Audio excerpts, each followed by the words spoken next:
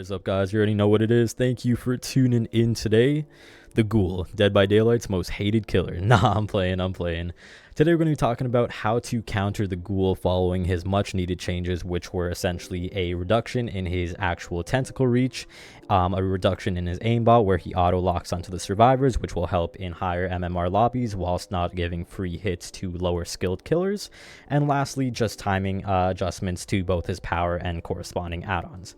So why is this video going to be more beneficial than the other 3 videos out there? Well, those videos are a bit outdated, talking about the Ghoul when he first came out on the PTB and upon release. They're kind of shit quality and way too long for what they're actually explaining. And lastly, they're not split up into how to dodge his initial injury, how to play against the Ghoul when you are injured, and the overall macro gameplay that you want to adopt. With that being said, later on in this video, I'm going to share with you a very high MMR tip that has a extremely high risk to reward ratio, meaning that if you do pull it off in a chase, it will reward you greatly, but if you don't, you're kind of fucked. Regardless if you're a killer or a survivor main, you always want to know how the other side plays, as that's the key to moving up in the MMR ladder and getting better at the game.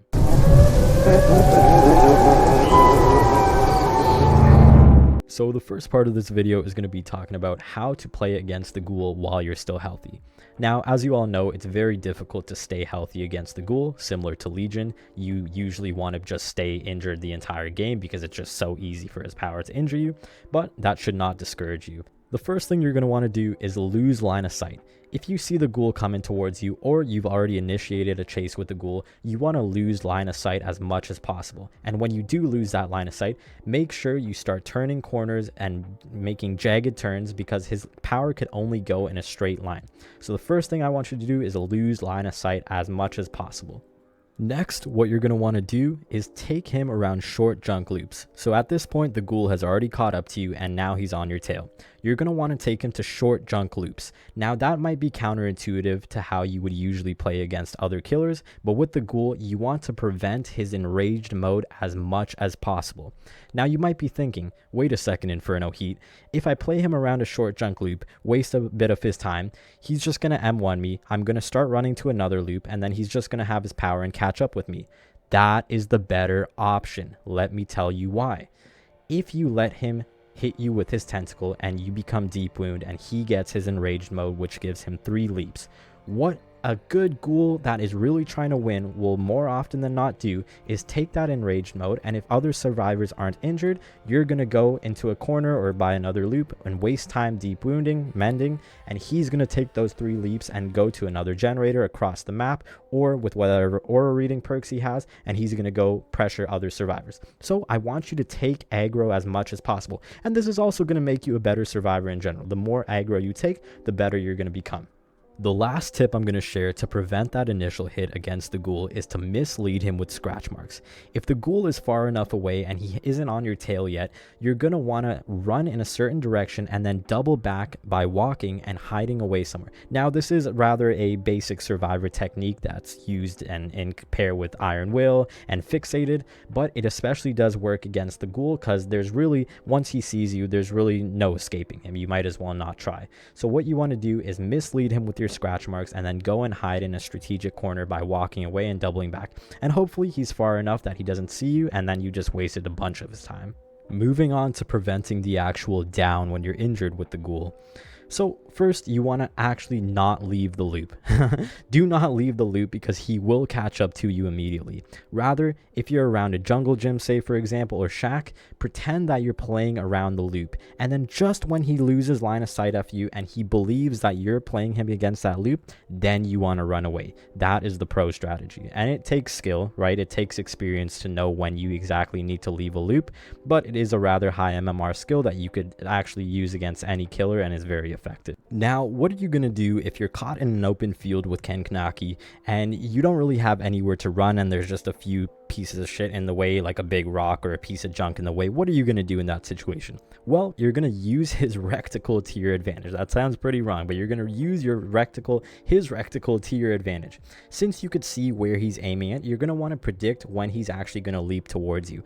When he does, and when you predict he's going to leap towards you, you're going to want to double back and use his slide to your advantage. Because he slides that far, when he does leap at you, you're going to want to double back into him. Similar to how you play against the nurse sometimes, running back into them, you're going to want to use Kaneki's slide to your advantage by running in the opposite direction so that he gains distance away from you, and so do you away from him.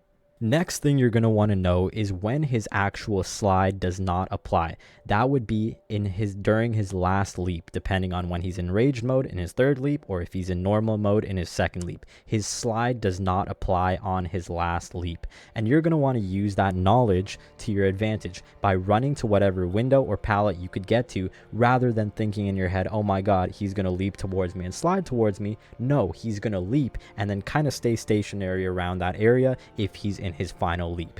Now, bringing us to the very pro strategy, very risk to reward ratio play that you guys have all been waiting for. It's going to be to run into his reticle. Again, sounds very wrong, but you're going to want to run into his reticle on his second or third leap. Now think about it. If you're in a chase with Kaneki and you could actually see his reticle, how do you, and similar to Blight, I want you guys to think of Blight as well. How do you actually prevent him from connecting with whatever he's trying to get to? By simply running into his aim box. So when you could see his reticle, if he's in his second leap, if in normal mode, or in his third leap, if he's in enraged mode, I want you to I want you to run into this man's reticle so that you could prevent him from leaping towards you and he will actually connect to you. Now, why does this specifically apply to his adjustments that were recently made? It's because that range of where that reticle connects to you and auto aims to you has been decreased. So it's a little bit harder to pull off, but good skilled survivors, and something that you could adapt, I know you can, I believe in you, is I want you to run into this man's reticle to prevent him from actually just sliding up on you and then hitting you with his M1. If you guys are finding this video interesting and or helpful, please consider dropping a like and or subscribing, as it really does help my channel grow. Lastly, we're going to talk a bit about the macro gameplay, which I want all of you to know because I know most of you are playing in solo survivor and I don't want to be stuck with you in a lobby and you guys are going in a corner and healing, which brings us to our first point. Do not heal against Kaneki. And I don't see this a lot. I see survivors not healing against Kaneki, but you do not want to heal against Kaneki because he could injure you so easily. And instead, since we know that we're going to be seeing a lot of Kaneki in the next few weeks, run perks like Iron Will, Resilience, anything that will make your injured state more powerful. Secondly, and this applies to a bit more higher MMR lobbies, is you're not going to want to mend right when the ghoul puts you into the deep wound state.